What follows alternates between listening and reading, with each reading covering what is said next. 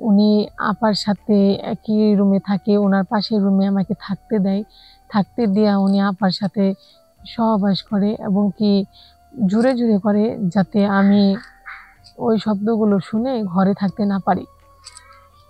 এগুলোই এভাবেই থাকতে থাকে। আপু চিৎকার করে, উনি থাকে, আপু চিৎকার করে। এগুলো শুনতে পাই আমি সবকিছু। সবকিছু শোনার পরে আমার শরীরের ফিলিংস যে কিরকম হবে এটা আপনারা সবাই জানেন। ওই পর্যায়ে গেলে কোন মানুষ ঠিক থাকতে পারে? তখন আমিও ঠিক থাকতে পারি নাই। আমিও অনেক কিছুই ভাবছি। কারণ আমার অন্যরকম হয়ে গেছিল। এটা আমি বলে বোঝাতে পারবো না। কারণ তখন আমাকে নিজের সামলানোটা খুবই ভয়ানক হয়ে গিয়েছিল। তারপর আস্তে, আস্তে আমি সবকিছু দুলাভাইয়ের মাইনা নিছি। মাইনা নিয়ে আমারও যেহেতু জাগছে, আমিও দুলাভাইয়ের সাথে সহবাস করলাম। দুলাভাই এখন আমার সাথে থাকে।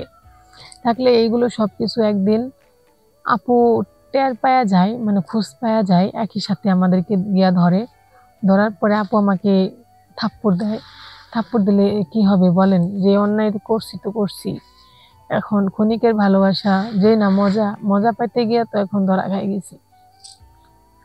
তারপরে আমি ওর কাছে গেছি, আপু দেখছে, আপু আমাকে মারছে। মারার পরে দুলাভাই আপুকে মারছে। মারলে যেহেতু আপু আব্বুর কাছে, আম্মুর কাছে, সবার কাছে বলে দিতে চাইছিল, তারপরে দুলাভাই বলতে নিষেধ করছে। দুলাভাই বলছে, যদি তুই কারো কাছে এগুলো প্রকাশ করিস তাহলে তোকে তালাক দিয়ে দেব। আসসালামু আলাইকুম গাইস, আপনাদের সামনে আবারও ভিডিও নিয়ে আসলাম আমরা। আমার জীবনে কিছু গল্প বলবো, এজন্য আসছি। কারণ গল্পটা বলার মতো কেউ আমার কাছে ছিল না, কারো কাছে শেয়ার করার মতো কোনো মানুষ ছিল না। এটার জন্য আমি কারো কাছে শেয়ার করতে পারি নাই আমার জীবনের কিছু গল্প। এই গল্পগুলো বলবো আপনাদেরকে, আশা করি আমার কথার সাপোর্ট দিবেন। আমি কি করব, কি করেছি, এগুলো আপনারা আমাকে বলবেন। এখন কোন পথে গেলে আমার ভালো হবে। আমার নাম আসিয়া সুলতানা, আমার বাড়ি হচ্ছে জামালপুর। আমি এখন কিছু বলতে চাই আপনাদের। আমি হচ্ছে মধ্যবিত্ত পরিবারের মেয়ে। আমি আজকে যে কথাগুলো বলবো সেই কথাগুলো আমি আমার দুলাভাইকে রহস্য করে বলছি।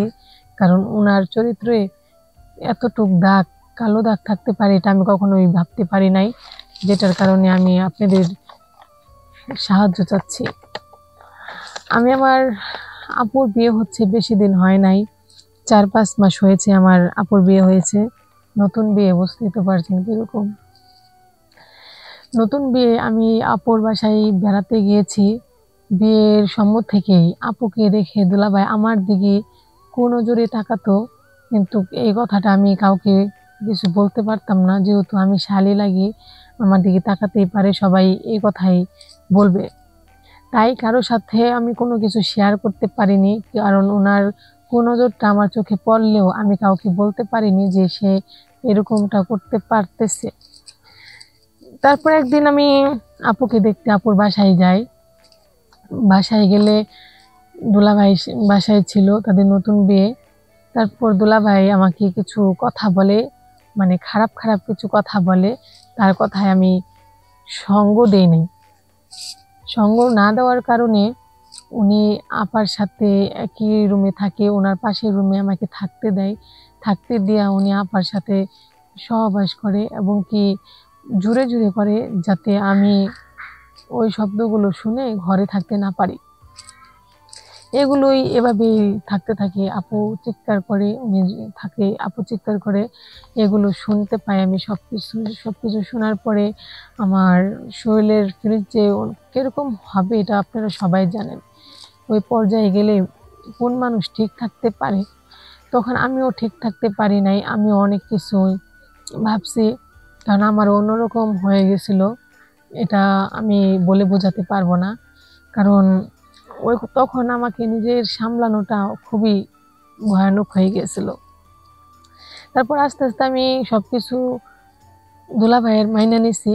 মাইনা নিয়ে আমারও যেহেতু জাগছে, আমিও দুলাভাইয়ের সাথে সহবাস করলাম। দুলাভাই এখন আমার সাথে থাকে। থাকলে এইগুলো সবকিছু একদিন আপু টের পায়া যায়, মানে খোঁজ পায়া যায়, একই সাথে আমাদেরকে গিয়া ধরে। ধরার পরে আপু আমাকে থাপ্পড় দেয়। থাপ্পড় দিলে কি হবে বলেন? যে অন্যায় করছি তো করছি, এখন ক্ষণিকের ভালোবাসা যে না মজা মজা পাইতে গিয়ে তো এখন ধরা খাই গেছি। তারপরে আমি ওর কাছে গেছি, আপু দেখছে, আপু আমাকে মারছে, মারার পরে দুলাভাই আপুকে মারছে। মারলে যেহেতু আপু আব্বুর কাছে আম্মুর কাছে সবার কাছে বলে দিতে চাইছিল, তারপরে দুলাভাই বলতে নিষেধ করছে। দুলাভাই বলছে যদি তুই কারো কাছে এগুলো প্রকাশ করিস তাহলে তোকে তালাক দিয়ে দেব। সেই তালাকের ভয়ে আপু আর কাউকে কিছু বলে নাই। এখন আমি তারপরে ওইখান থেকে চলে আসতে চাইছি, আমি ওনার সাথে রিলেশন রাখতে চাই নাই, কিন্তু না রাখলে কি হবে। আপু বলতেছে, দুলাভাই বলতেছে তুমি যদি আমার সাথে এরকম প্রত্যেকদিন না করো তাহলে আমি তোমার বোনকে তালাক দিয়ে দিব, তালাক দিয়ে দিব। তো তালাক দিয়ে দিবে এই কথা বলতেছে। তো এখন আমি কি করবো, আমি কিছুই বুঝতে পারতেছি না। তার সাথে বাধ্যতামূলক আমার এরকম করতে হচ্ছে। এখন আপনারাই বলেন গাইস, আমি কি করব? আমি কি দুলাভাইয়ের সাথে এরকম সহবাস করতেই থাকবো নাকি না ওদের বাসা থেকে চলে আসবো? আমি কি চাইবো আমার বোনের ডিভোর্স নাকি না আমার জীবন? এখন কোনটা চাইবো?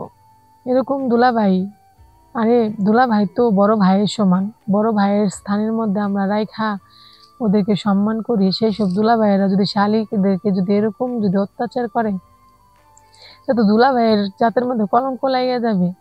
কোনো দুলাভাই ভালো থাকবে না, কোনো দুলাভাই ভাই হতে পারবে না, সব দুলাভাই পরের ছেলে দুলাভাই হয়ে থাকবে।